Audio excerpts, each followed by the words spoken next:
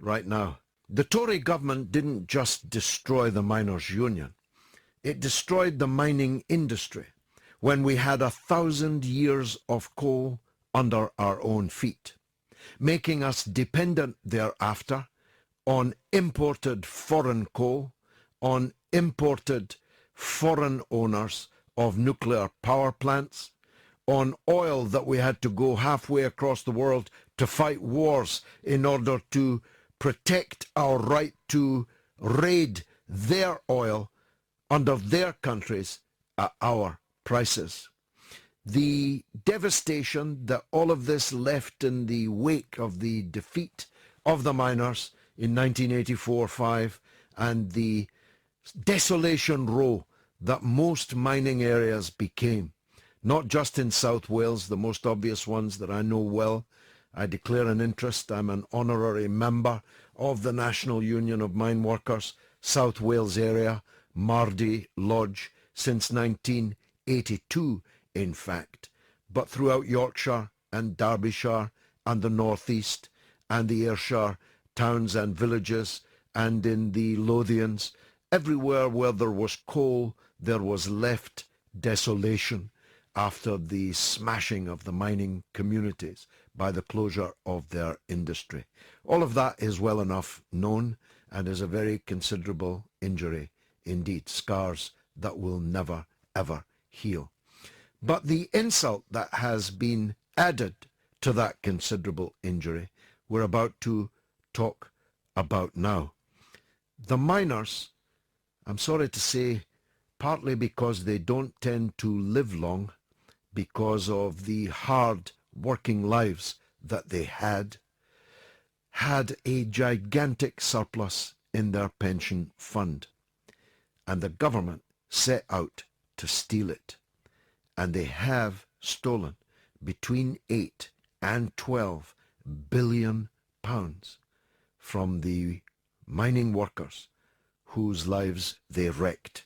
Now they want to hunt them all the way to the grave, picking their pockets. A young man, a lawyer, Peter Stefanovic, is a prodigious, powerful figure emerging on social media.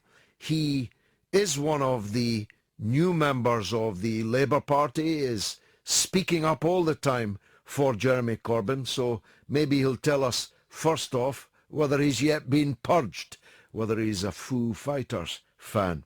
But Peter Stefanovic is a lawyer who, unpaid, is working in support of the miners on the great UK mine workers pension scandal, and he's joining me now. Peter, thanks for coming on the show.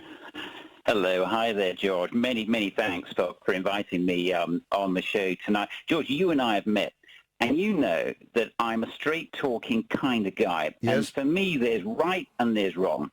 And having been a lawyer for 20 years, I think you've seen it all.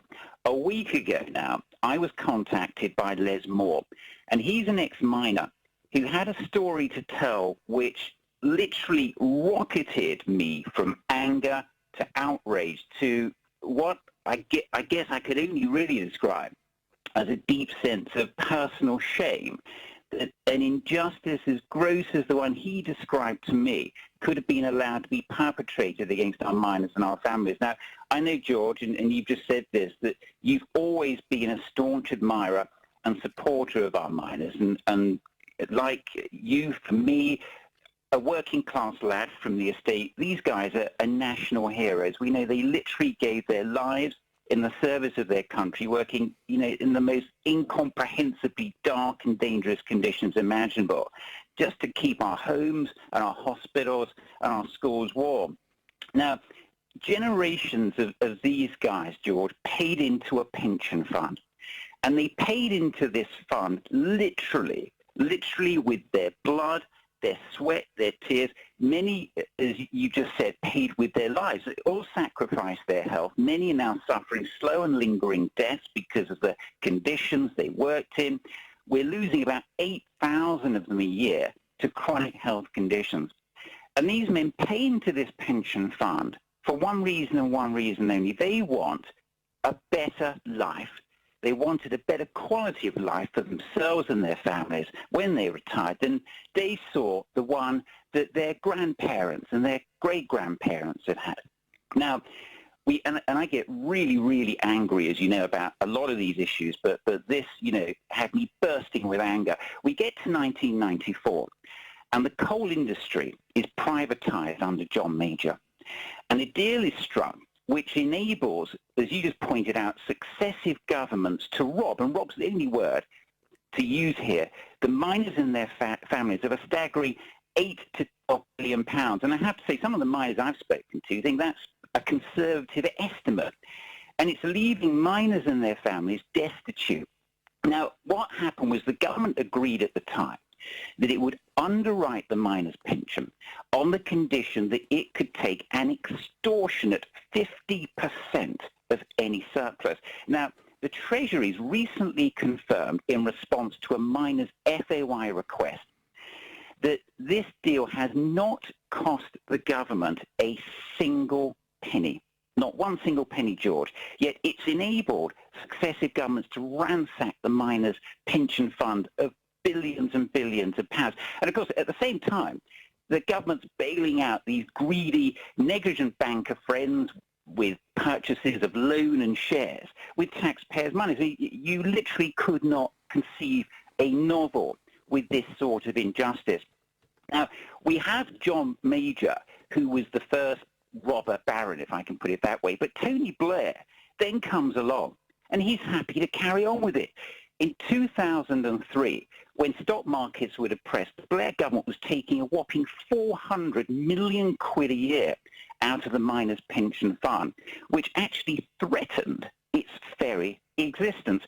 And putting that into context, George, miners at that time were getting an average pension of about 40 quid a week, and some older members were getting as little as £10 a week. Now, it's difficult for me to even comprehend that the government, and we're talking about a Blair government right now, can rob the miners of 400 million quid in a year.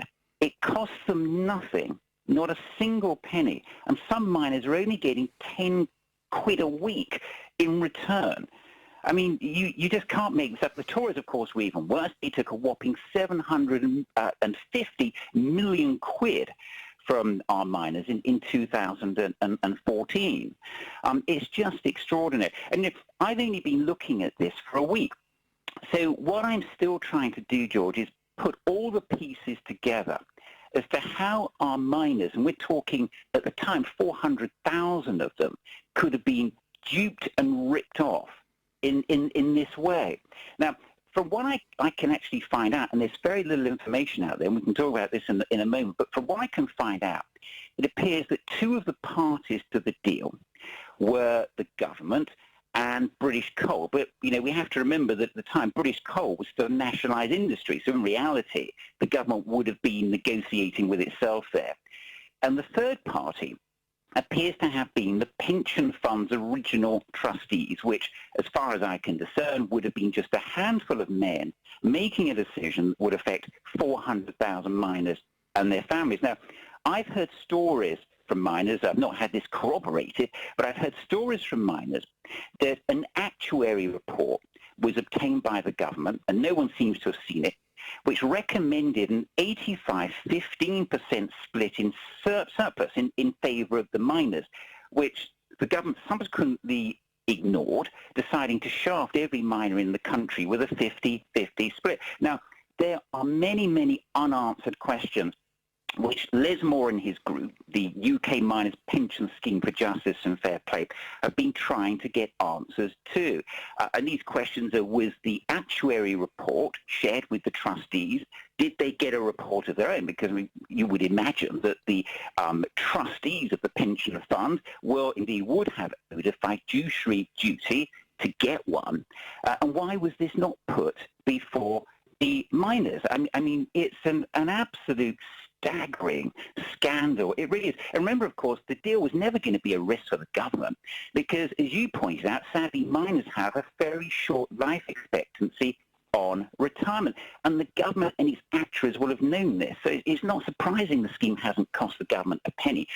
The government simply duped and ripped off good working men. That's what's happened here. I mean the whole nation should be in outrage. It is a frankly staggering story. And, it is. It's incredible. It's equally staggering that it's taken Les and his group and you to bring it to national attention. Everyone listening here, and especially every miner in the country, needs now to be writing to their MP, asking them to investigate this scandal. Was there an actuary's report? Who drew it up? Why wasn't it accepted? Why, instead of 85-15 as a split, it was decided to go 50-50? Why miners on very miserable pensions have lived, and many of them will have died, in poverty with pitiful pensions, when that kind of surplus could have made their last years on earth more comfortable after the hard working life and the trauma of the strike and the closure of the industry and so on had taken. What happens now? What's the next stage from the point of view of the campaign group and you? Well, my view, George, is that there should be a public inquiry. There is no other way that our miners are going to get these questions, these unanswered questions, answered. There should be a public inquiry. And I believe that there should be a renegotiation of the 50-50 split of the pension surplus to make it more equitable. And I think miners and their families should be reimbursed the loss this gross injustice has inflicted upon them. Now, there is going to be a rally in Liverpool, and every miner out there and every member of the public that wants to support the miners should know this. It's going to take place in Liverpool on the 27th of September at 12 noon in Derby Square. And I think this is going to be the largest gathering of miners and their families since the 80s. And, you know, to put this into context, I suggested to Les Moore, why not a march? Why a rally? And he said to me, Peter, we can't have a march because most of us are knackered by the job. We've got knackered knees, we can't walk, we've got chronic lung conditions, you know, we're literally dying. These poor guys, you know, literally gave their lives for this country. And we now have to stand with them. And you kind of hit on another thread of the story a moment ago when you were saying, you know, why did it take me and you to get this into the public domain? Les and his group contacted me last week quite simply because mainstream media was refusing to answer their call for help. And we know 81% of mainstream media in this country is now owned by, six different corporations, all with its own political agenda. None of them were interested in helping our miners. Not many of them give much thought to the miners now or yesterday. They don't care, George. And Peter, I've got a break now, so give me that date again. In Derby Square in Liverpool. It's the 27th of September. 27th of September. Square, Liverpool, 27th of September, and we need the entire country to be there for our miners. I give you a promise that I will be there. Now, we did ask the ministry to put up a spokesman, but they were unable to. However, they have provided this statement. The government has given considerable financial support to the mining industry to date and continues to guarantee that pensions will be paid. Those who are members of the Mine Workers Pension Scheme have received pensions approximately 30% larger than would have been the case without the guarantee, and these will continue to rise in accordance with interest rates.